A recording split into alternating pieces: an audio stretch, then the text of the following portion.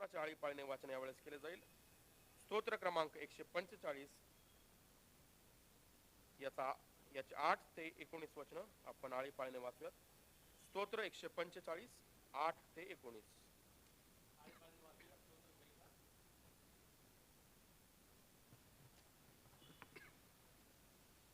8 ते 19.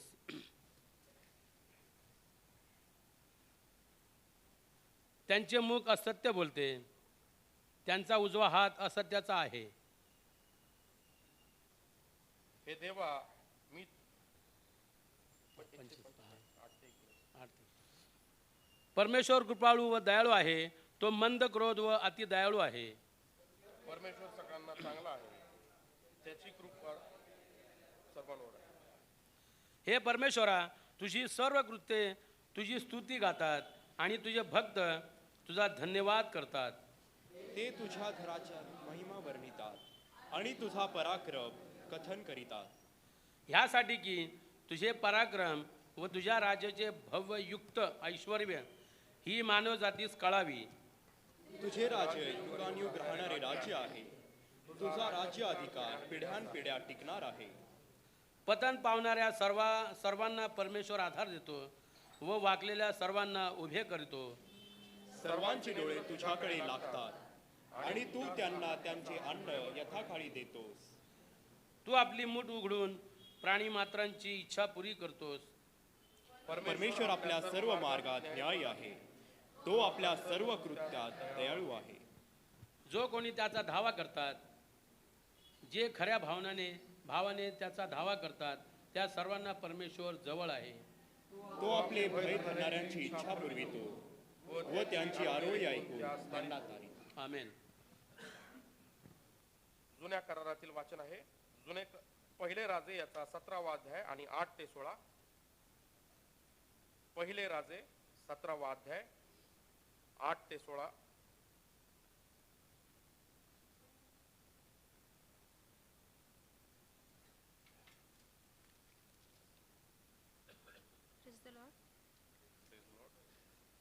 पहिला शास्त्रपाठ पहिले राजे याचा 17वा अध्याय 8 ते 16 वचन. एलिया आणि सारफत येथील विधवा. तेव्हा त्यास परमेश्वराचे वचन प्राप्त झाले की, चल सिदोनातील सारफत नगरात जाऊन राहा. पहा, तुझे पोषण करण्याची तेथल्या एका विधवेस मी आज्ञा केली आहे. त्याप्रमाणे तो सारफत येथे गेला. नगराच्या वेशीजवळ तो आला, तेव्हा एक विधवा स्त्रीला काटक्या गोळा करीताना त्याने पाहिले. तिला हाक मारून तो म्हणाला, मला एका पात्रात प्यावयास थोडेसे पाणी घेऊन ये.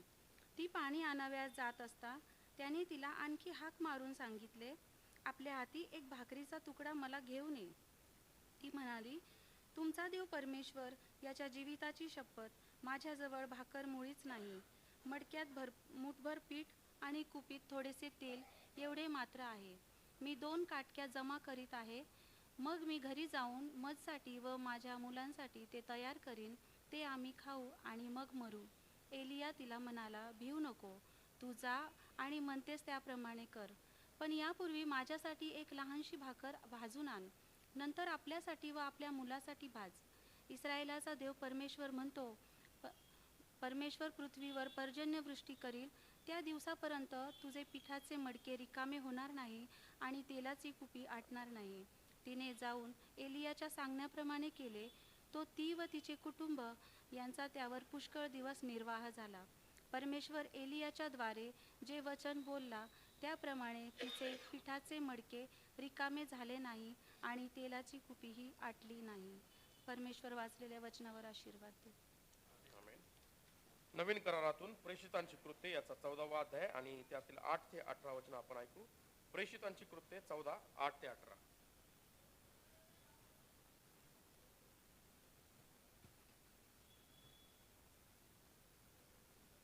नवीन करारातून प्रेषितांची कृत्ये याचा 14वा अध्याय आणि 8 ते 18 ही वचन आपण ऐकूया. लुस्त्रात पायांनी अधू असा कोणी माणूस बसला होता. तो जन्मता पांगळा असून कधी चालला नव्हता. तो पौलाचे बोलणे ऐकत असे. पौलाने त्याच्याकडे दृष्टी लावून व त्याला आपण बरे होऊ असा विश्वास आहे असे पाहून मोठ्याने म्हटले, तू आपल्या पायावर नीट उभा राहा. तेव्हा तो उडी मारून उठला आणि चालू लागला. मग पौलाने जे केले ते पाहून लोकसमुदाय लुकोनी भाषेत मोठ्याने ओरडून बोलले, देव माणसांच्या रूपाने आमच्यात उतरले आहेत. त्यांनी बर्नबाला ज्युपिटर म्हटले व पौल मुख्य वक्ता होता म्हणून त्याला मर्क्युरी म्हटले.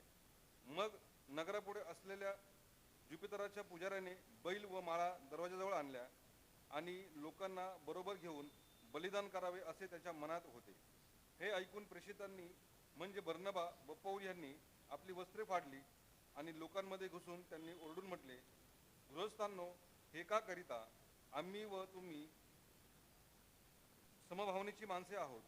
तुम्ही या निरर्थक गोष्ट सोडून ज्याने आकाश, पृथ्वी, समुद्र व त्यातील अवघे निर्माण केले त्या जिवंत देवाकडे वळावे अशी सुवार्ता आम्ही तुम्हाला सांगतो. त्याने गतकाळातील पिढ्यांमध्ये सर्व राष्ट्रांना आपापल्या मार्गांनी चालून दिले. तथापि त्याने स्वतःस साक्षी विरहित राहू दिले नाही. म्हणजे त्याने उपकार केले, आकाशापासून पर्जन्य व फलदायक ऋतू तुम्हाला दिले आणि अन्नाने व हर्षाने तुम्हाला मन भरून तृप्त केले. असे बोलून त्यांनी आपणाला बलिदान करण्यापासून लोकांना मोठ्या प्रयासाने आवरले. आमेन.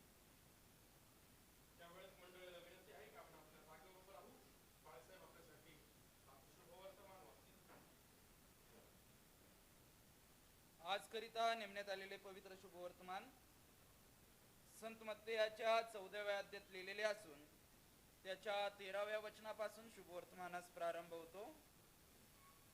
संत मत्ते शुभवर्तमान 14वा अध्याय 13 ते 21 वचन. 5,000 भोजन. ते ऐकून येशू तेथून तारवात बसून निघाला आणि अरण्यात एकांती गेला. हे ऐकून लोकसमुदाय नगरातून त्याच्या मागे पाय पाय गेले. मग त्याने बाहेर येऊन मोठा लोकसमुदाय पाहिला, तेव्हा त्यांचा त्याला कळवळा आला व त्यांच्यातील दुखणेकऱ्यास त्याने बरे केले. दिवस उतरल्यावर त्याचे शिष्य त्याच्याकडे येऊन म्हणाले, ही अरण्यातील जागा आहे व वेळ होऊन गेली आहे. लोकांनी गावात जाऊन स्वतःकरिता खावयास विकून घ्यावे म्हणून त्यांना निरोप द्या. येशू त्यांना म्हणाला, त्यास जाण्याची गरज नाही, तुम्हीच त्यांना खावयास द्या. ते त्याला म्हणाले, आमच्या जवळ केवळ 5 भाकरी व 2 मासे आहेत. तो म्हणाला, ते इकडे माझ्याजवळ आणा.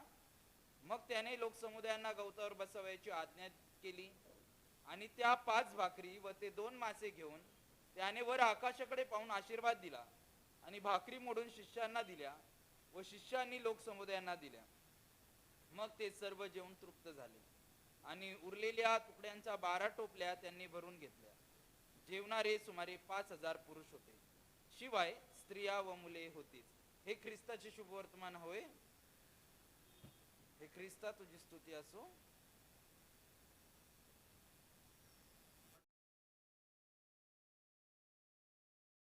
ईश्वराचे आभार मानतो की त्याने आजचा हा सुदिन आपल्या सर्वांच्या जीवनामध्ये पुन्हा एकदा देव केला.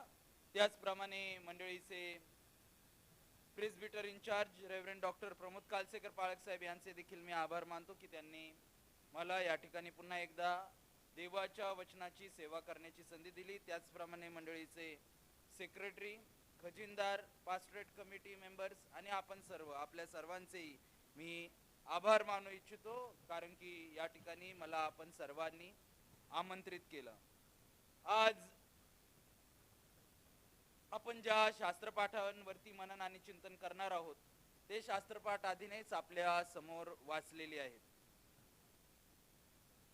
त्यापैकी जे शुभवर्तमान आहे त्या शुभवर्तमानाकडे आपण विशेष करून लक्ष केंद्रित करण्याचा प्रयत्न करणार आहोत.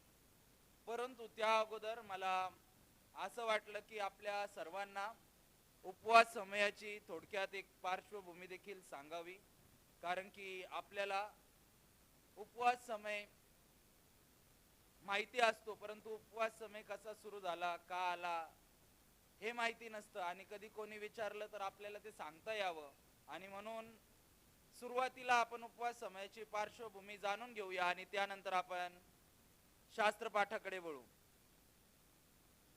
आपल्या सर्वांना माहिती आहे ख्रिसमसची डेट ही फिक्स आहे. पंचवीस डिसेंबरलाच नाताळ सण येतो, परंतु पुनरुत्थानाचा रविवार, ज्याला की आपण ईस्टर संडे म्हणून ओळखतो, किंवा राखेचा बुधवार जो की मागील आठवड्यामध्ये झाला, त्याची डेट फिक्स नसते. त्याची डेट नेहमी वर खाली फ्लक्च्युएट होत असते. त्याच्या पाठीमागचं कारण काय, हे कसं मोजलं जातं, कसं येतं, तर त्यासाठी मी आपल्याला काही पार्श्वभूमी सांगू इच्छितो. कारण की या डेट फिक्स होण्यामाग एक कारण आहे, आणि ते कारण म्हणजे आपण जे आज आहोत ते जरी इतर दुसऱ्या गोष्टींवरती विश्वास ठेवत नसलो, किंवा त्या मानत नसलो, किंवा त्याप्रमाणे चालत नसलो, तरी देखील आपल्या पर्यंत जो राखेचा बुधवार किंवा ईस्टर संडे आहे तो काही सोलार कॅलेंडर नुसार येतो. आणि म्हणून हे सांगू इच्छितो, 21 मार्च नंतर जी पौर्णिमा येते आणि त्यानंतरचा जो रविवार येतो त्याला पुनरुत्थानाचा रविवार म्हणून ओळखतात. 21 तारखेनंतर मार्च महिन्यातील जी 21 तारीख असते त्यानंतरची जी पौर्णिमा, त्यानंतरचा जो रविवार तो पुनरुत्थानाचा रविवार म्हणून ओळखतात. त्याच्या पाठीमाग 40 दिवस मोजले जातात, आणि जो रविवार येतो अशा प्रकारे 40 दिवसांच्या उपासनेला सुरुवात झाली. ही उपासना 3ऱ्या शतकापर्यंत चालली. उपासना म्हणजे उपवास समयाचा कालावधी. हा कालावधी, ही प्रथा 3ऱ्या शतकापर्यंत चालली. 3ऱ्या शतकापर्यंत चालली, आणि त्यामध्ये देखील पूर्णपणे उपवास धरत नव्हते. ज्यांचा बाप्तिस्मा पुनरुत्थानाच्या रविवारी होणार आहे तेच 2 किंवा 3 दिवस उपवास धरायचे. परंतु 3ऱ्या शतकामध्ये हे सातत्याने चालू झालं, आणि 21 मार्च नंतर जी पौर्णिमा येते त्यानंतरचा जो रविवार येतो त्याच्या पाठीमागे 40 दिवस मोजून जो रविवार येत असत त्यावेळेस उपवास धरायची पद्धत सुरू झाली. परंतु 3ऱ्या शतकापासून 7व्या शतकापर्यंत हे सुरू राहिलं, आणि 7व्या शतकामध्ये लोकांच्या लक्षात आलं की रविवारी उपवास धरला जात नाही.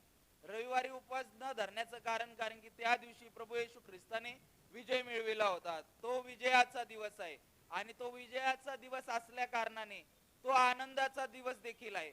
आणि म्हणून आपल्या सर्वांना माहिती आहे, याला लेंटेन डेज, याला दुःखाचे दिवस असे वेगवेगळे नाव आहेत.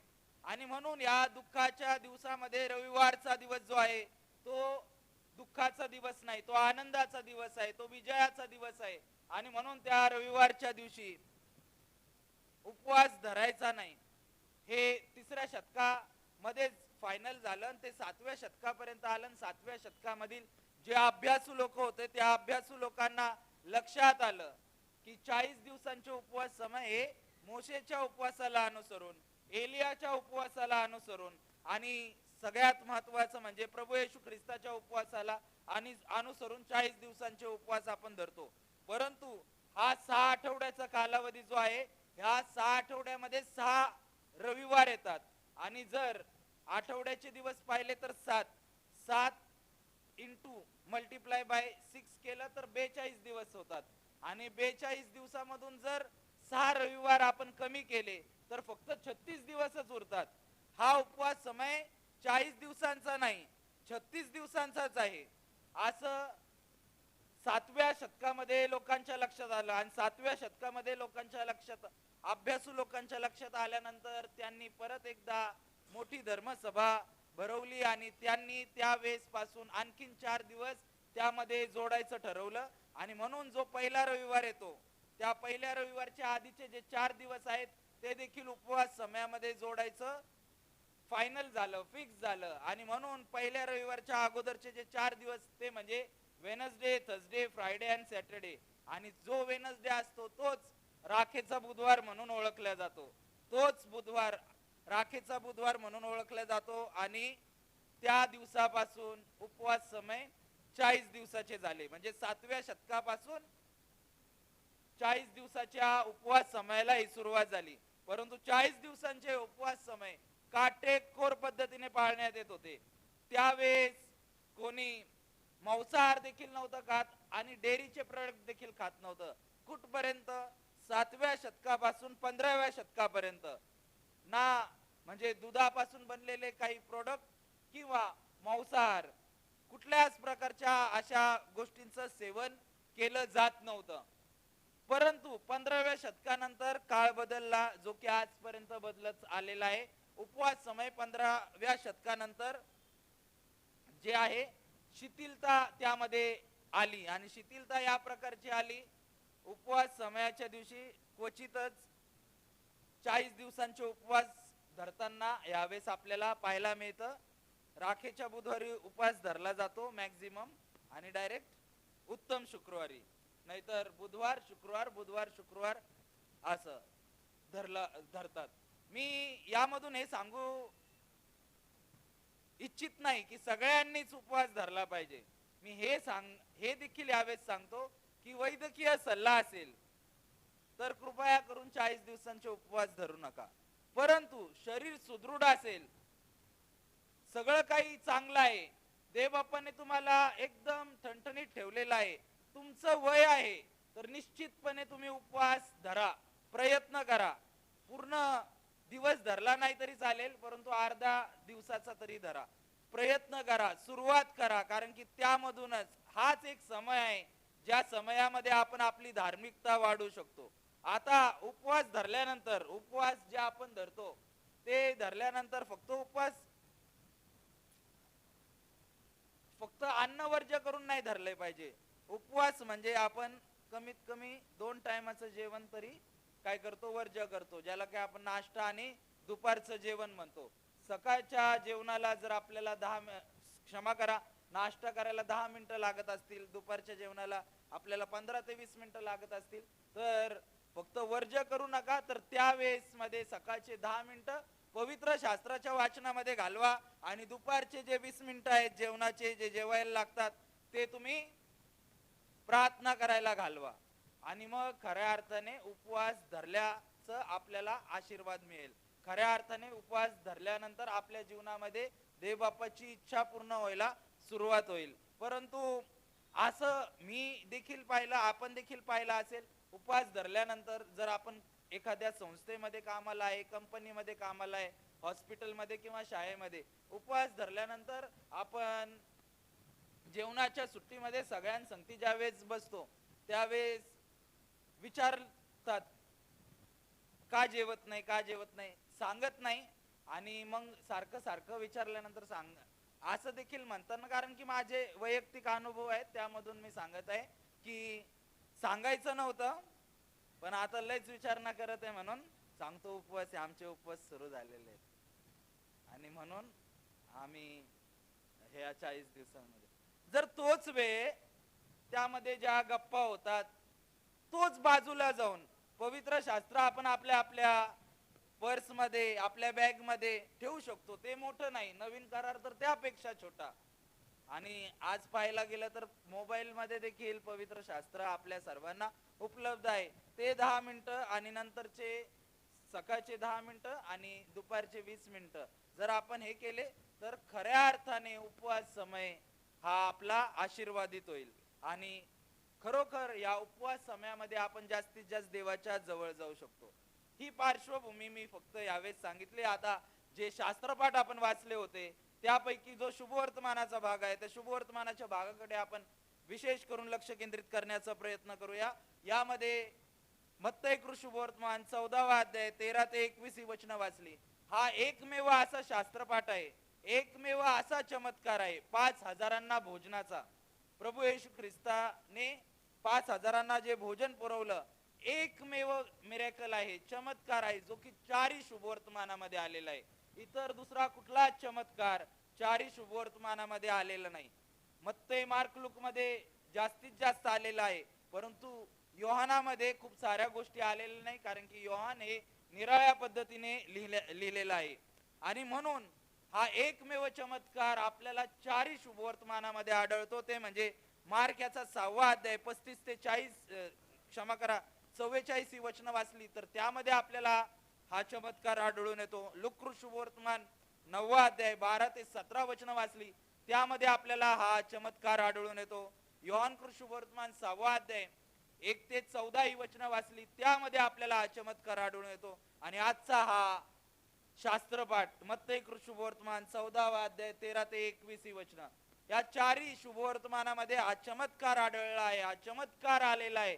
आणि पवित्र शास्त्रामध्ये एक पेक्षा जास्त वेळेस जर कुठली गोष्ट येते, मी नेहमी माझ्या संदेशामध्ये संदेश देत असताना सांगतो, शास्त्र वाचन करत असताना देखील एका अध्यायामध्ये जर एकापेक्षा जास्त वेळेस कुठलं वचन आलं, कुठलं वाक्य रिपीट झालं, कुठला शब्द रिपीट झाला, पूर्ण फोकस आपला त्याकडे गेला पाहिजे, पूर्ण लक्ष त्याकडे आपलं केंद्रित झालं पाहिजे, कारण की त्याला अनन्य साधारण महत्व आहे. आता पूर्णाचे पूर्ण शास्त्रपाठ, अखंड शास्त्रपाठ म्हणजे चमत्कारच चारही शुभवर्तमानामध्ये आलेला आहे.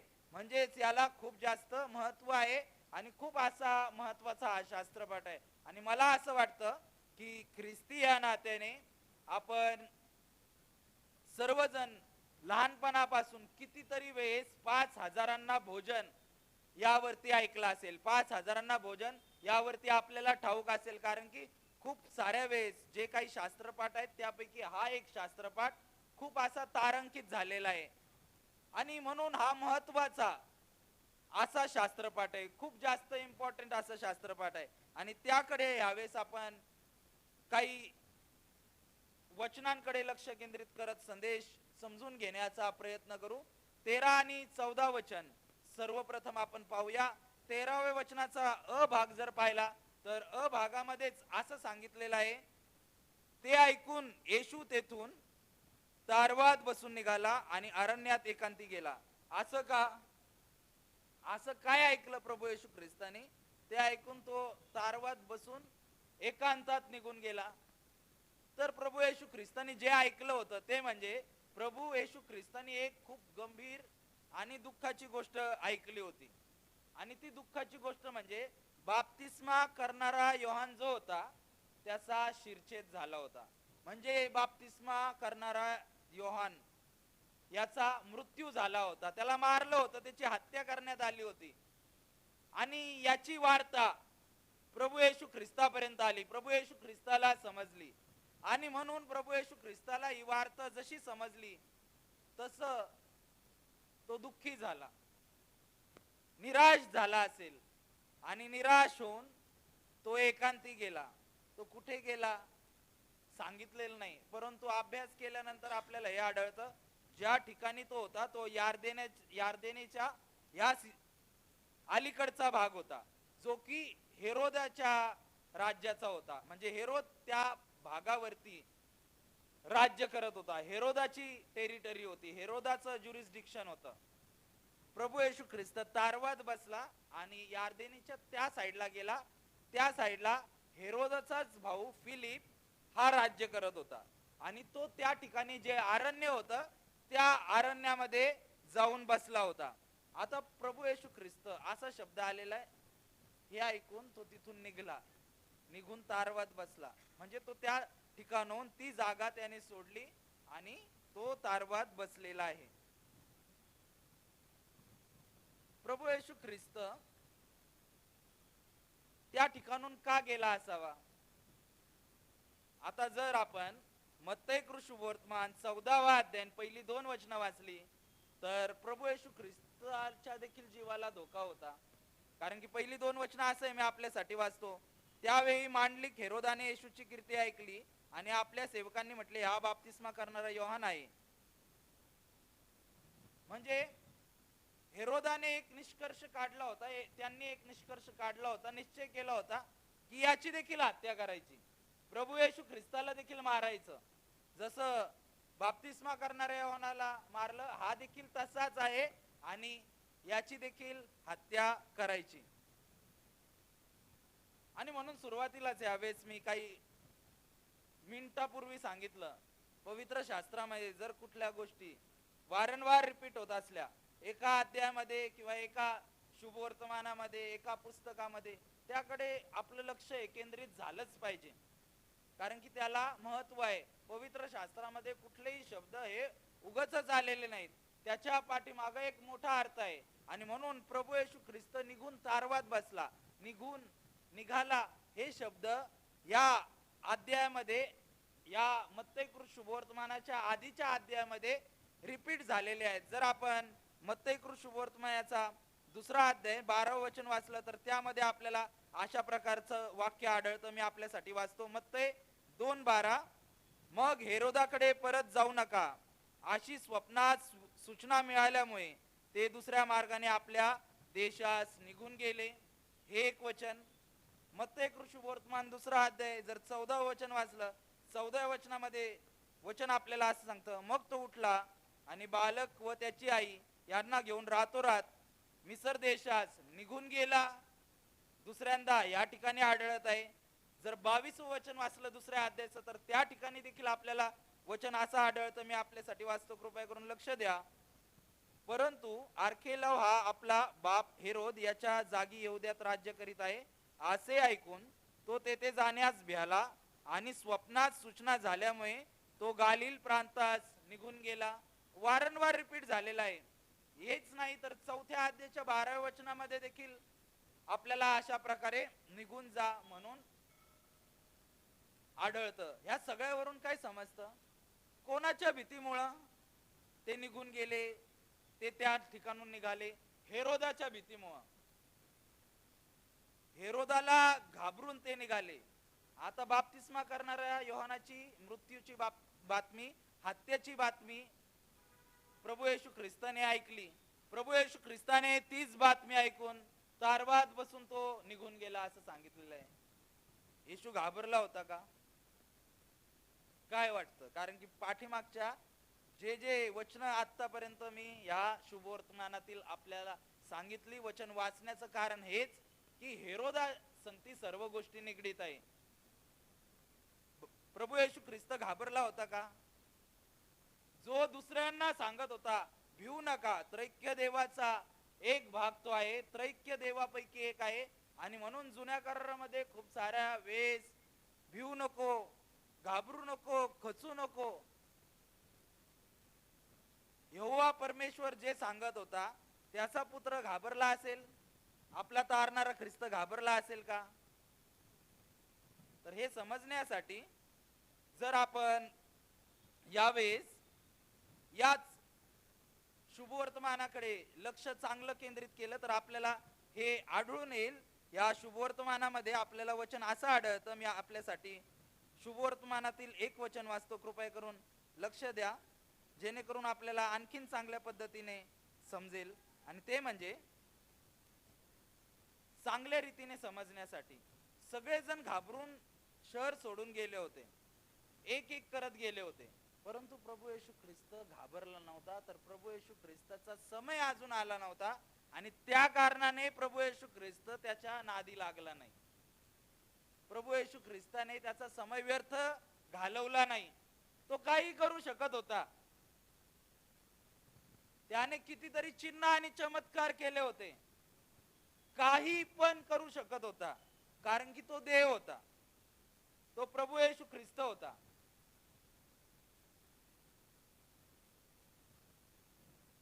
परंतु त्याने त्याचा व्यर्थ वेळ घालवला नाही. तो एकांती गेला. त्याचा समय अजून आला नव्हता. आता हे समय अजून आला नव्हता हे समजण्यासाठी मी तुम्हाला म्हणालो काही वचन मी आपल्यासाठी सांगतो. ते म्हणजे योहान कृत शुभवर्तमान याचा 7वा अध्याय आणि त्याच्या 5व्या वचनापासून जर 13व्या वचनापर्यंत वाचलं तर वचन असं आढळतं. मी आपल्यासाठी वाचतो, कृपया करून लक्ष द्या, जेणेकरून आपल्या लक्षात येईल. कारण त्याचे भाऊ त्याच्यावर विश्वास ठेवित नव्हते. त्यावरून येशू त्यांना म्हणाला, माझा समय अजून आला नाही, तुमचा समय तर सर्वदा सिद्ध आहे. जगाने तुमचा द्वेष करावे हे शक्य नाही, पण ते माझा द्वेष करते, कारण त्याची कृत्य वाईट आहेत अशी मी त्याविषयी साक्ष देतो. तुम्ही वर सणाला जा, माझा समय अजून पूर्ण झाला नाही, म्हणून मी काही आत्ताच या सणात जात नाही असे त्यांना सांगून तो गालिलात राहिला. त्याचे भाऊ सणाला गेल्यानंतर तोही उघडपणे न जाता गुप्तपणे वर गेला. तेव्हा यहुदी त्या सणात त्याचा शोध करीत होते व म्हणत होते, तो आहे तरी कोठे? लोक समुदायातील त्याच्याविषयी बरीच कुजबूज सुरू झाली. कोणी म्हणत होते तो चांगला आहे, कोणी म्हणत होते नाही तो लोकांना फसवितो. तरी यहुद्यांच्या भीतीमुळे त्याच्याविषयी कोणी उघडपणे बोलला नाही.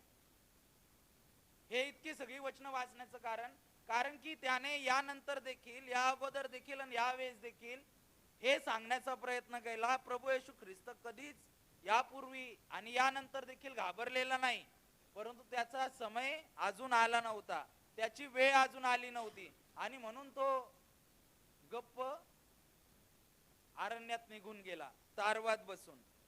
आणि याच्या व्यतिरिक्त दुसरं कारण म्हणजे 4 ते 5 कारण आहेत. आणि ते 4 ते 5 कारण म्हणजे पहिलं कारण योहानाच्या मृत्यूमुळे तो दुःखी झाला होता. दुसरं कारण म्हणजे योहानाने प्रभू येशू ख्रिस्तासाठी मार्ग तयार केला होता.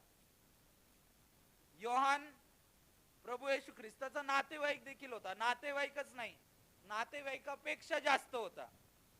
मार्ग तयार तर केलाच होता, परंतु मित्रासारखं ते एकमेकांसंगती राहत होते. आपल्या देखील कुटुंबामध्ये, आपल्या नातेवाईकामध्ये, कझिन मध्ये आपला कोणीतरी असा एक भाऊ असतो जो की आपल्याला भावापेक्षा जास्त मित्रासारखा तो वाटत असतो.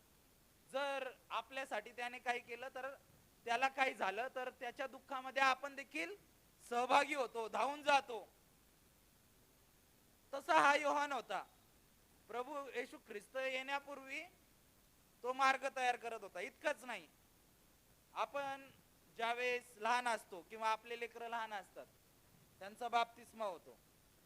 बाप्तिस्मा या लेकराचं कोणी केलं हे आपल्याला चांगलं आठवतं. आपल्या लेकराचा बाप्तिस्मा कोणी केला, कितीही वर्ष झाले तरी, 15 वर्ष हो, 20 वर्ष हो, तरी देखील आपण सांगू शकतो विचारल्यानंतर. आणि कधी चर्चा निघली तर सांगतात याचा बाप्तिस्मा ह्या पाळक साहेबांनी केला होता. वर्षानुवर्ष लक्षात राहतं. प्रभू येशू ख्रिस्ताचा बाप्तिस्मा या भूतलावरती कोणी केला होता? योहानाने केला होता. म्हणून अतिशय जवळचं घनिष्ठ असं नातं योहाना संगती होतं. मैत्री होती, विश्वासू सहकारी होता, जवळचा नातेवाईक होता. आणि म्हणून प्रभू येशू ख्रिस्ताला दुःख वाटलं होतं. हे दुसरं कारण. आणि म्हणून तो एकांती गेला, एकटा राहण्यासाठी, एकटं बसण्यासाठी तो दूर गेला. आणखीन कारण आहे. आपण कुठल्या शास्त्रपाठामधून वाचलं? मत्तई 14:13-21 वचन. त्याच्या आधीचा अध्याय म्हणजे मत्तई 13:53 वचनापासून आपण जर 58 वचन पाहिली तर त्यामध्ये नाझरेतकर काय म्हणाले होते? हा सुताराचा पोरगा ना, हा सुताराचा पुत्र ना, असा वाक्यप्रयोग त्यांनी केलेला. विशेष म्हणजे ज्या वचनामध्ये 55 वचनामध्ये केलेला आहे, मत्तई 13:55. आणि त्याच्यानंतर लगेचच योहानाचा मृत्यू. म्हणजे एकामागे एक त्याच्यावरती संकट कोसळतं. जवळचा जो विश्वासू सहकारी होता, मित्र होता, नातेवाईक होता, त्याचा मृत्यू देखील कसा झाला? आजारी पडून नाही, शिरछेद करून. त्यानंतर त्याच्या अगोदर प्रभू येशू ख्रिस्ताला सुताराचा पुत्र म्हणल्याचा राग आलेला नाही, तर काय म्हणला? याच्या आईला मरिया म्हणतात ना, याकोब असे शिमोन व यहुदा हे त्याचे भाऊत ना. त्याचं ज्ञान जे तो लोकांसमोर व्यतीत करत होता, प्रकट करत होता, शिक्षण देत होता, प्रभू येशू ख्रिस्त नेहमी आपल्या सगळ्यांना माहितीये तो शिकवत होता, तो शिक्षण देत असे, तो बोध करत होता, तो चिन्ह आणि चमत्कार करत होता. वारंवार शुभवर्तमानामध्ये काही काढा प्रभू येशू ख्रिस्त काही ना काही करत होता. आणि ज्यावेळेस तो एकटा असायचा त्यावेळेस तो प्रार्थना करायचा. आणि इतकं सगळं करून देखील त्या नासरेतकरांनी विश्वास ठेवला नव्हता. आणि अविश्वासामुळे देखील प्रभू येशू ख्रिस्त त्यांनी अजून विश्वास ठेवला नाही. इतकं सगळं करून देखील तो दुःखी झाला होता.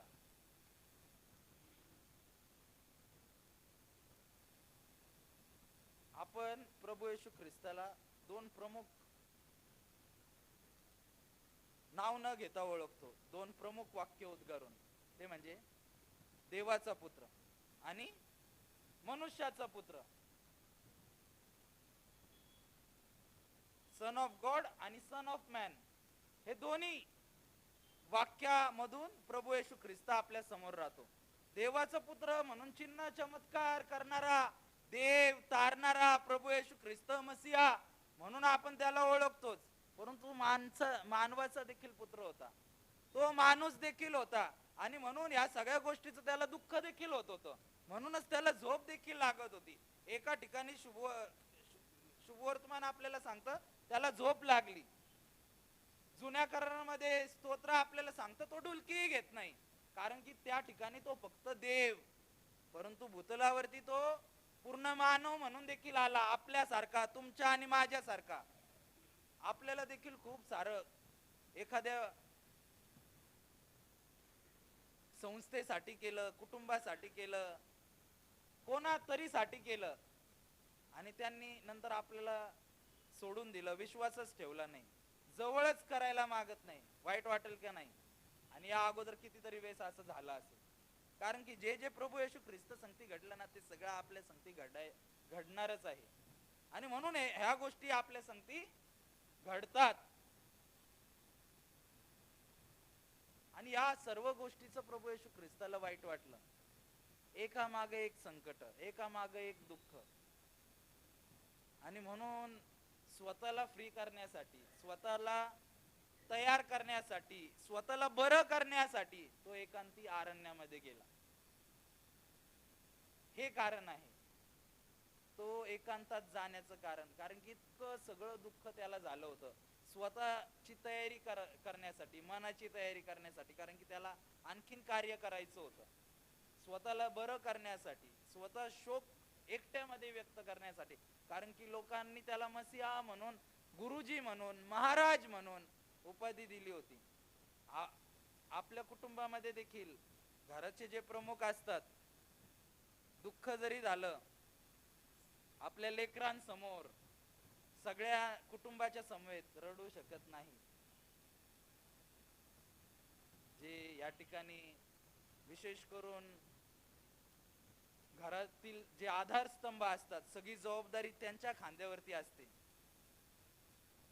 कधीतरी असं काहीतरी बाहेर घडतं किंवा काही पर्सनल असं घडतं ज्यामुळे दुःख होतं, परंतु तरी देखील ते व्यक्त करू शकत नाही. कारण केल्यानंतर घर खचल, घर खचून जाईल. तसंच प्रभू येशू ख्रिस्त जे त्याच्या समोर होते, जे की त्याला मसीहा मानत होते, त्याला महाराज म्हणत होते, त्याला गुरुजी, त्याला उत्तम गुरुजी म्हणत होते, याने असं केलं तर ते सगळेच निश्चितपणे खचले असते. म्हणून तो एकांतामध्ये गेला, स्वतः शोक करण्यासाठी, बरं होण्यासाठी, स्वतःला काही वेळ देण्यासाठी. कारण की त्याच्याकडे पूर्ण माणूस म्हणून देखील आपण बघितलं पाहिजे. म्हणूनच देवाचा पुत्र सहित मनुष्याचा पुत्र देखील त्याला म्हणण्यात आला आहे. हे इथपर्यंत स्पष्टीकरण झालं. आता 13व्या वचनाचा ब भाग आणि 14व्या वचनाकडे आपलं लक्ष केंद्रित करू इच्छितो. 13व्या वचनाचा ब भाग असा आहे, तो तिथं जात नाही तर नगरातून दुसरे जे लोक आहेत त्याला अनुसरणारे ते पाय नगरातून पाय त्याच्या मागं गेले. त्याच्या मागं गेल्यानंतर वचन 14 असं आहे, त्याने बाहेर येऊन मोठा लोक समुदाय पाहिला, तेव्हा त्यांचा त्याला कळवळा आला. बघा प्रभू येशू ख्रिस्त तो दुःखामध्ये आहे, तो स्वतः बरं व्हायसाठी गेला आहे. म्हणून मी वारंवार खूप साऱ्या वेळेस या संदेशामध्ये तो बरं व्हायसाठी गेला होता हा शब्द वापरला. तो स्वतः दुःखामध्ये आहे, परंतु लोक समुदाय त्याच्याकडे आला, तो त्यांना बोलू शकत होता, त्यांच्यावरती रागवू शकत होता. काही वेळ मी माझा घालवण्यासाठी आलोय, एकांतात आलो, तुम्ही इथंही आले का? लगेच मनुष्याचा पुत्र देवाचा पुत्र कसा होतो बघा. माणूस असता तर निश्चितपणे रागवला असता, परंतु तो देवाचा पुत्र होता. तो मसीहा होता ज्या समोरच्या लोकांनी स्वीकारलं होतं. आणि म्हणून जे लोक समुदाय मध्ये आले होते, वचन आपल्याला पाहायला मिळतं त्यामध्ये खूप सारे दुखनाईत होते, आजारी होते. आणि म्हणून 14व्या वचनाचा ब भाग असा आहे, त्याचा त्यांना कळवळ आला, त्यांचा त्याला कळवळ आला आणि त्यांच्यातील दुखणेकरास त्याने बरे केले. म्हणजे जे वर्ग आले होते ना, खचलेले, रंजलेले, गांजलेले, पूर्णपणे निराश झालेले, आजारी, असे लोक त्याच्याकडे आले होते. आणि खूप साऱ्या दुखणेकरास प्रभू येशू ख्रिस्ताने त्याच वेळेस बरं केलं. त्याला कळवळा आला. कुठल्याही परिस्थितीमध्ये, कशाही परिस्थितीमध्ये आपण देवाकडे जाणं अत्यंत गरजेचं आहे. असं देखील काही काही ख्रिस्तियांकडून आपण ऐकतो, देवाला तर सगळंच माहिती आहे, प्रार्थना करण्याची काय गरज. देवाला तर सगळंच माहिती आहे. दवाखान्यामध्ये गेल्यानंतर, हॉस्पिटलमध्ये आपण गेल्यानंतर आजारी असतो, आजारी असल्यानंतर डॉक्टरांना जाऊन आपण फक्त तिकडं मला चेक करा, काय झालं, काही सांगत नाही का हो? सांगावं लागतं. मी तर असं म्हणतो, आपल्याला कळालं ना, आपल्याला जर डोळ्याचा त्रास आहे डोळ्याच्या डॉक्टराकडे, पोटाचा त्रास आहे पोटाच्या डॉक्टराकडे. आणि त्यांनाही गेल्यानंतर सांगायला लागतं कुठं उजव्या बाजूला दुखतंय का डाव्या बाजूला दुखतंय, काय होतंय, काय त्रास होतोय, मग ते इलाज सुरू करतात. देव बाप्पाच्या देखील आपल्याकडून काही इच्छा आणि अपेक्षा आहेत. आपलं छोट छोट दुःख घेऊन त्याच्याकडे आपण गेलं पाहिजे प्रार्थनेद्वारे, आणि मग तो बरं करतो. सिच्युएशन कशी असो, कुठली असो, तो त्यामधून आपल्याला सोडवतो, बाहेर काढतो. तो बाहेर आला, पाहिलं लोक समुदाय कितीतरी दुखणेकरी आहे, त्यांना बरं करायचं आहे, त्याने स्वतःचा विचार नाही केला आणि त्याने बरं केलं प्रभू येशू ख्रिस्ताने. त्या लोकांवरती त्याला दया आली, आपल्यावरती देखील दया येते. आणि म्हणून प्रभू येशू ख्रिस्ताला जे आणखीन एक नाव आहे, त्या नावाने आपण ओळखतो, ते म्हणजे दयेचा सागर, दया सागर. प्रभू येशू ख्रिस्ताला हे देखील एक नाव आहे, दया सागर येशू. कारण की त्याला स्वतःच काहीच दुःख आठवलं नाही. नासरेतकर काय म्हणले होते, योहानाचं काय झालं, त्याने आधीने बरं केलं. हे 14व्या वचनात स्पष्टीकरण. आता 15 ते 17 या वचनाकडे आपलं लक्ष केंद्रित करू इच्छितो. 15 ते 17 ही वचनं अशी आहेत. दिवस उतरल्यावर त्याचे शिष्य त्याच्याकडे येऊन म्हणाले, ही अरण्यातील जागा आहे व वेळ होऊन गेली आहे. लोकांनी गावात जाऊन स्वतःकरिता खाव्यास विकत घेऊन यावे म्हणून त्यांना निरोप द्या. हे 15वे वचन. शिष्य प्रभू येशू ख्रिस्ताकडे एक सामान्य माणूस म्हणूनच बघत होते.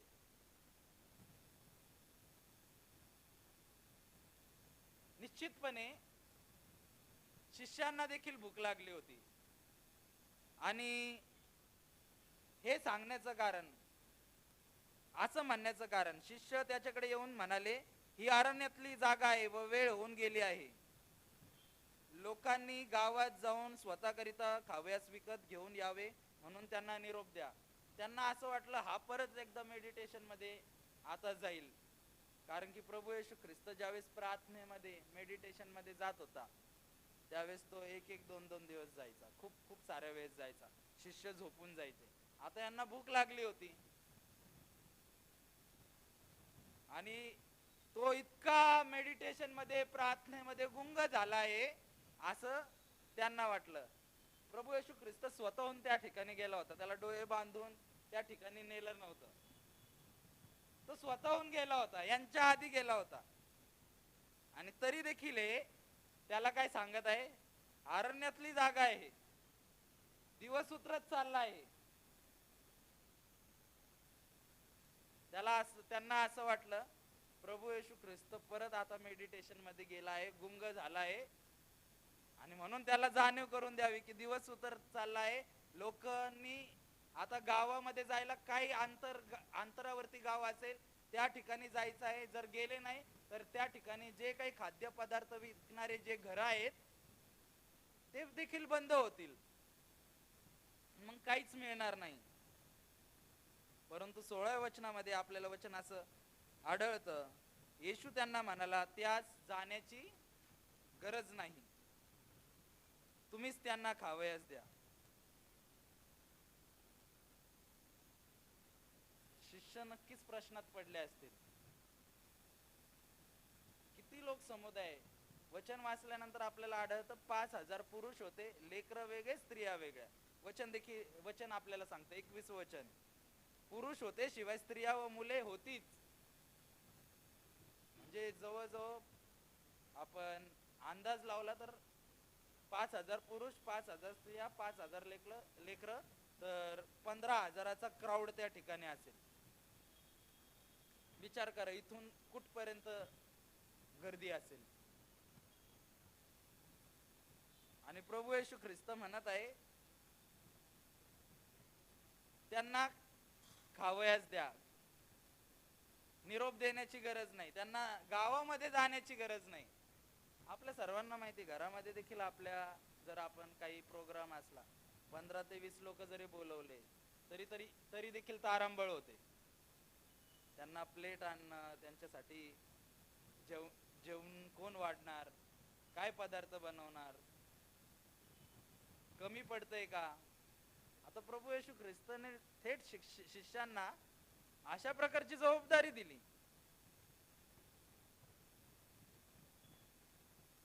याचं कारण येशू आपले योगदान बघतो, आपलं योगदान पाहतो आणि त्याच योगदानाला तो आशीर्वादित करतो आणि पुरेसे करतो. येशू आपलं फक्त योगदान बघतो, कारण की त्यांना तिकडे जायची गरज नाही, तुम्ही त्यांना द्या. तोपर्यंत हे निगेटिव्ह थॉट्स मध्ये होते, निगेटिव्ह थॉट्स विचारांमध्ये होते. त्यांच्या मनामध्ये सांगतोय काय, इतकी गर्दी आणि म्हणत आहे खायला द्या त्यांना. अजून देखील त्यांचा पूर्ण विश्वास नव्हता, कारण की ते त्याच्याकडे एक माणूस म्हणूनच बघत होते, सर्वसामान्य माणूस.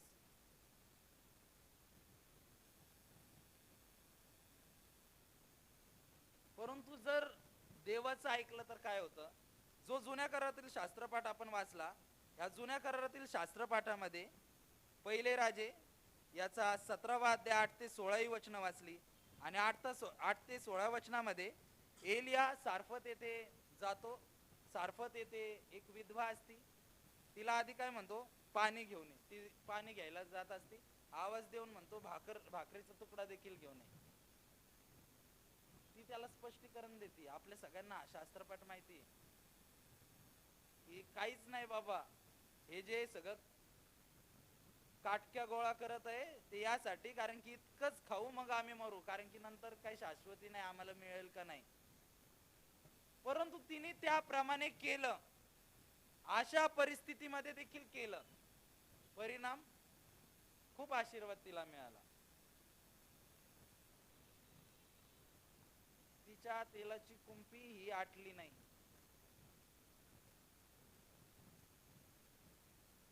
फक्त तो जे सांगतोय ते करणं अत्यंत गरजेचं आहे.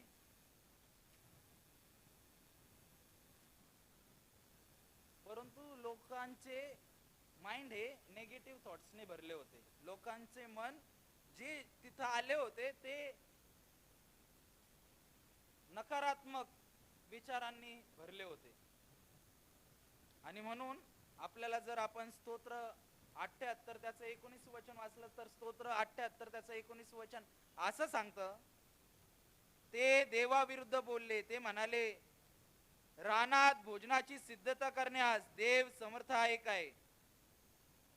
या आधीनेच जुन्या करारामध्ये स्तोत्र 78 त्याचं 19व्या वचनामध्ये नमूद केलं होतं. इतक्या सगळ्यांना देव अन्न देण्यासाठी समर्थ आहे का, प्रश्नचिन्ह. परंतु 15 आणि 17 वचन झाली, परंतु 18व्या वचनामध्ये प्रभू येशू ख्रिस्ताने त्यांच्या नकारात्मक विचारांचं रूपांतर सकारात्मक विचारांमध्ये केलं, पॉझिटिव्हनेस मध्ये केलं. ते कसं तो म्हणाला, आपल्याला 18 वचन असं सांगतं, तो म्हणाला, ते इकडे माझ्या जवळ आणा. मग त्याने लोकसमुदायांना गवतावर बसवायची आज्ञा केली. त्यांच्याकडे काय होतं, फक्त 5 भाकरी आणि 2 मासे.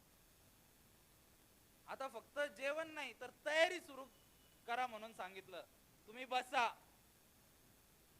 फक्त बसण्यासाठी सांगितलं नाही, तर ती जागा, त्या ठिकाणाचा उल्लेख देखील केलेला आहे. कशी जागा होती?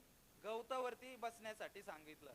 आज आपण इतक्या विशेषरित्या देव काळजी घेतो, अशा ठिकाणी देखील खास पिकनिक म्हणून अशा ठिकाणी आपण जाऊ इच्छितो. सहल म्हणून ज्या ठिकाणी गवत आहे त्या ठिकाणी आपण जाऊन गवतावरती बसून जेवण करू इच्छितो. प्रत्येकाला अशी इच्छा असते. प्रभू येशू ख्रिस्ताने अशी विशेष काळजी त्यावेळेस त्यांची घेतली. एक सकारात्मकता पसरवली, नकारात्मकता पूर्णपणे नेगेटिव्हनेस त्यांच्यामधून काढून टाकला. लोक खरोखर बसले. मग वचन आपल्याला सांगतं, त्या 5 भाकरी व ते 2 मासे घेऊन त्याने वर आकाशाकडे पाहून आशीर्वाद दिला आणि भाकरी मोडून शिष्यांना दिल्या व शिष्यांनी लोक समुदायांना दिल्या. कुठल्याच प्रकारे बहुगुणित हो हे असं काहीच नाही, फक्त आशीर्वाद. आज या उपवास समयामध्ये आपण असताना प्रवेश केल्यानंतर आपले देखील जे जे नेगेटिव्ह विचार आहेत ते पॉझिटिव्ह आपण केले पाहिजे. कारण की प्रभू येशू ख्रिस्त आपल्याकडे जे आहे ते जर आपण देवाकडे आणलं, म्हणजे आपला वेळ, इतर गोष्टी तर आपण देतच असू, दशांश देत असू, त्याबद्दल आपल्याला माहिती देखील आहे. परंतु या उपवास समयामध्ये जास्तीत जास्त देवाच्या जवळ येण्यासाठी जे काही आपण देतो त्यामध्ये विशेष करून प्रार्थनेसाठीचा वेळ, घरोघरी ज्या प्रार्थना होतात त्यामध्ये देखील जास्तीत जास्त सहभाग घेतलाच पाहिजे. कारण की या मधून आपण देवाच्या जवळ येतो. देवाच्या जवळ येण्याचा हाच एक कालावधी आहे. त्यानंतर देखील आपण करू शकतो, सातत्य राखू शकतो, परंतु एक निमित्त आहे ज्यामध्ये आपण आपले नेगेटिव्ह थॉट्स पूर्णपणे काढू शकतो. आणि देव जर ते आशीर्वादित करतो, जे काही आपण देतो, तर खरोखर ते बहुगुणित होतं, भरभराट आपल्याला पाहायला मिळतो. आज विशेष करून आपण आजपर्यंत ऐकत आलो असेल वेळेचा दशांश, 24 तासाचे 2 तास 40 मिनिटं इतका दशांश होतो वेळेचा 10वा भाग. तर हे कसं, काम धंद्याला असलो तर ते शक्य नाही, तर ते मी ह्या वेळेस आपल्याला कॅल्क्युलेट करून सांगू इच्छितो. आपण देऊ शकतो आणि ते या उपवास समयामध्ये करण्याचा प्रयत्न करा. म्हणून सुरुवातच केली मी. सकाळच्या नाश्त्याचे जे मिनिटं आहेत, जर उपवास असला, नाश्ता करत नाही, तर ते काय करा, प्रार्थना करण्यात घालवा, शास्त्र वाचण्यात घालवा. दुपारच्या जेवणाचे काही कॅल्क्युलेट करा किती होतात, 20-30 मिनिटं होतील. त्यानंतर सकाळी उठल्यानंतर प्रार्थना करतो, प्रत्येक जण करत असेल. 2 ते 3 मिनिटाची तर प्रार्थना करत असेल, 1 मिनिटाची करत तर 1 मिनिट देखील जोडा, 31 मिनिटं होतील. रस्त्याने जर कुठं इथून आता कामाला चाललोय किंवा दुसरीकडे कुठं तरी चाललोय, बिझनेसला चाललोय, काय करा, देवबापाची आराधना करत किंवा प्रार्थना करत, उघड्या डोळ्यांनी देखील प्रार्थना केलेली चालते. प्रार्थना बंद डोळ्यांनीच केली पाहिजे असं काहीच नाही. ती प्रार्थना करा, परंतु गाडीवर चालताना म्हणत आहे, घरामध्ये डोळे झाकूनच प्रार्थना करा. गाडीवर जाताना तुम्ही डोळे झाकून प्रार्थना कराल, पाळक साहेबांनी सांगितलं म्हणताल, आणि मग मला पुढं कधी इथं चर्चला संदेशाला बोलवणार नाही. तो वेळ मोजा. 10 ते 15 मिनिटं लागत असतील कामाला जायला. हल्ली काही काहींचे काम इतके दूर आहेत, अर्धा-पाऊण तास देखील लागतो. दुसऱ्यांसंगती बोलूच नका, संभाषण करू नका.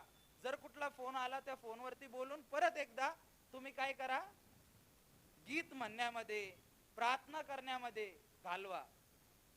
आपण पाऊण तास नाही, अर्धा तासच धरू. 31 मिनिटं आणि तो अर्धा तास. जेवताना, जेवण मिळाल्यानंतर आपण प्रार्थना करतो की नाही? ती 1 मिनिटाची प्रार्थना असेल, ती त्यामध्ये जोडा. परत कामावून येताना जो वेळ आहे तो व्यर्थ घालूच नका. प्रभू येशू ख्रिस्ताने आपल्या व्यर्थ वेळ घालवला नाही. तो हेरोदा संगती घालू शकत होता. आपण या उपवास समयामध्ये ते केलं पाहिजे. परत एकदा या उपवास समयामध्ये मेडिटेशन तर करतच असू, 15-20 मिनिटाचं. करत नसाल तर ते करा. वैयक्तिक हे देखील केलं पाहिजे. मग सामुदायिक प्रार्थना तर असतेच. मी ऐकले आता सूचना, सांगितलं प्रार्थना घरोघरी कुटुंबामध्ये सुरू झाल्या आहेत, त्यामध्ये सहभागी व्हा. आपापल्या कुटुंबामध्ये इन्व्हाइट करा, बोलवा, त्यामध्ये खरोखर सहभागी व्हा. म्हणजे पूर्णपणे.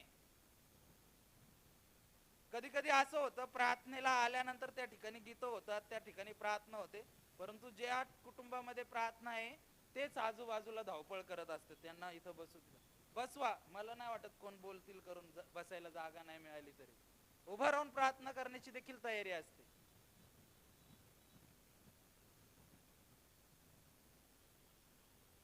दोन तास तर इथंच झाले. असा वेळ वाढवा. का नाही करू शकणार? वेळेचा दशांश. या उपवास समयामध्ये ते करण्यासाठी आपण यशस्वी होऊ आणि देवाच्या जास्तीत जास्त जवळ येऊ. परंतु शिष्यांनी सर्वसामान्य माणूस म्हणून त्याला बघितलं होतं आणि म्हणून 17-18 वचन मी वाचले. 19 वचन असं आहे, ते देवाविरुद्ध बोलले. 19 वचन स्तोत्र 78 मधलं मी आपल्याला सांगितलं. ते त्यावेळेस म्हणाले होते, रानामध्ये अन्न देण्यासाठी देव समर्थ आहे का? आजच्या शुभवर्तमानातील जे वचन आहेत ते असं आहे, आशीर्वाद दिला आणि भाकरी मोडून शिष्यांना दिल्या व शिष्यांनी लोक समुदायाला दिल्या. खरोखर त्या आशीर्वादित केल्या. त्यावेळेस त्यांनी थोडासा अविश्वास दाखवला होता, परंतु प्रभू येशू ख्रिस्ताने त्यांचा अविश्वास मोडला. तिथं पॉझिटिव्ह वाइब्स निर्माण केल्या. वारंवार काही वेळातच मी खूप साऱ्या वेळेस सकारात्मक पॉझिटिव्हनेस हे का म्हणालो? कारण की तसं वातावरण प्रभू येशू ख्रिस्ताने त्यावेळेस त्या 5000+ लोकांसाठी निर्माण केलं होतं आणि आज देखील तोच न बदलणारा देव आहे. इब्री 13:8 प्रमाणे तो काल, आज आणि युगानुयुग सारखा आहे.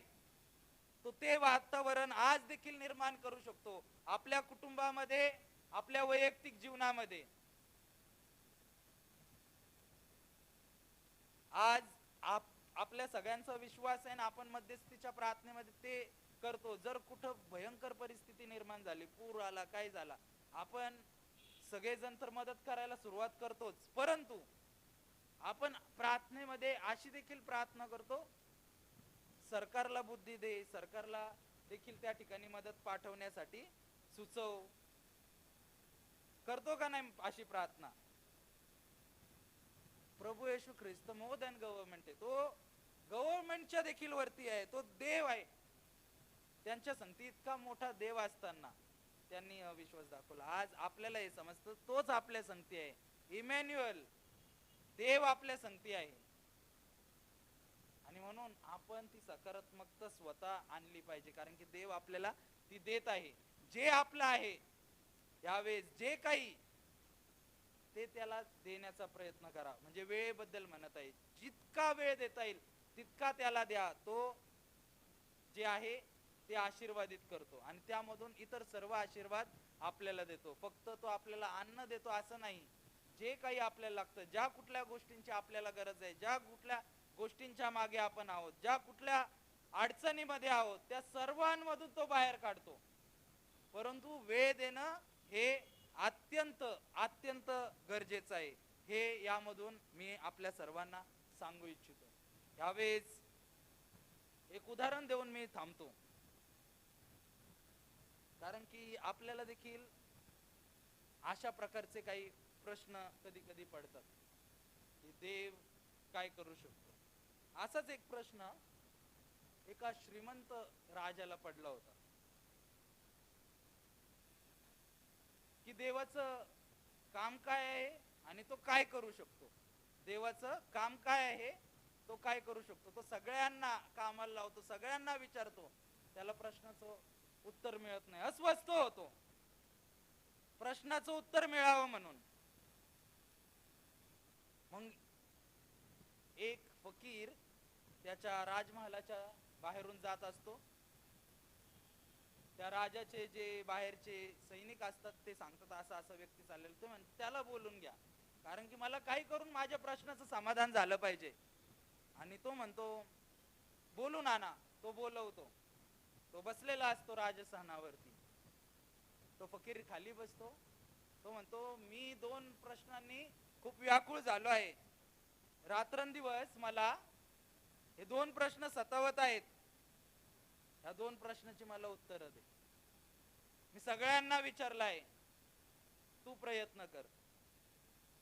पहिला प्रश्न विचारतो, या पृथ्वीचा मध्यभाग कुठला, तो तुम्ही सांगा. फकीराच्या हातामध्ये एक काठी असते. तो जमिनीवरती त्याच ठिकाणी उभा करतो आणि म्हणतो पृथ्वीचा मध्यभाग हाच, दुसरा कुठला असला तर तो तुम्ही सांगा. त्याला बरं वाटतं की खरोखर असं आहे आणि तो आनंदित होतो. म्हणतो मला खूप आनंद झाला आहे, मला या प्रश्नामुळे झोप येत नव्हती. देव कोण आहे आणि तो काय करू शकतो, देवाचं काम काय, हा दुसरा प्रश्न आहे. पहिला प्रश्न पृथ्वीचा मध्यभाग कुठला, त्याचं उत्तर तुम्ही दिलं. मला फार आनंद झाला आहे, मी खूप आनंदामध्ये आहे. तुम्हाला जे पाहिजे ते मला मागा, मी ते तुम्हाला देईल. तुम्ही माझे गुरुजी झालात, कारण की माझ्या प्रश्नाची उत्तरं तुम्ही दिली आहेत, असं तो फकीराला म्हणतो. माझ्या दुसऱ्या प्रश्नाचं लवकर उत्तर द्या. देव कोण आहे, तो काय करू शकतो, देव कोण आहे, तो काय करू शकतो, लवकर मला उत्तर द्या. फकीर म्हणतो तुम्ही मला आत्ताच गुरुजी म्हणाले आहात, तरी देखील तुम्ही राजा सिंहानावरती बसलात, मी खाली बसलोय जमिनीवरती. राजा काय करतो, उठतो, खाली येऊन बसतो. म्हणतो तुम्ही जाऊन तिकडे बसा, तुम्ही माझे गुरुजी आहात. आता माझ्या दुसऱ्या प्रश्नाचं उत्तर द्या, देव कोण आहे, तो काय करू शकतो. तो फकीर म्हणतो देव हेच करू शकतो. एका सेकंदात राजाला फकीर आणि फकीराला राजा करू शकतो. आणि खरोखर देव बाप तसं करतो देखील. या उपवास समयामध्ये जी कुठली गोष्ट अशक्य वाटत असेल, असंभव गोष्टी संभव करणारा देव जे आपण ऐकत आलो, ते जोक नाही, ती औपचारिकता नाही, ते जिवंत सत्य आहे. परंतु त्यासाठी आपला वेळ वाढवणं गरजेचं आहे. जास्तीत जास्त या उपवास समयामध्ये देवाच्या जवळ येण्यासाठी ज्या गोष्टी या सर्व शास्त्रपाठामधून आपल्याला सांगितले आहेत की देवाच्या जवळ गेलं पाहिजे. देवबाप कशाही परिस्थितीमध्ये तो आपल्यासाठी कार्यरत होतो, कार्य करतो आणि आपल्याला आशीर्वाद देतो. परंतु त्यासाठी जास्तीत जास्त वेळ दिला पाहिजे. या उपवास समयामध्ये या 40 दिवसांमध्ये आपण खरोखर आज जर आपण अर्धा तास, 1 तास, 1.5 तास देत आहोत, तर त्या 40 दिवसामध्ये पुनरुत्थानाच्या दिवसापर्यंत 2 तास 40 मिनिटं देणारे हे होऊ शकतो. आणि तेच होण्यासाठी आपले आजच्या या दिवसापासून, आत्ताच्या या क्षणापासून प्रयत्न असावेत, जेणेकरून देवबाप नंतर आपल्याला पुनरुत्थानाच्याच दिवशी असंभव वाटणाऱ्या संभव सर्व गोष्टी करून दाखवेल. असंभव ज्या गोष्टी वाटत आहेत त्या सर्व संभव आपल्या जीवनामध्ये झाल्या वाचून राहणार नाही. या छोट्याशा संदेशाद्वारे प्रभू परमेश्वर आपल्या सर्वांना आशीर्वादित करू. धन्यवाद.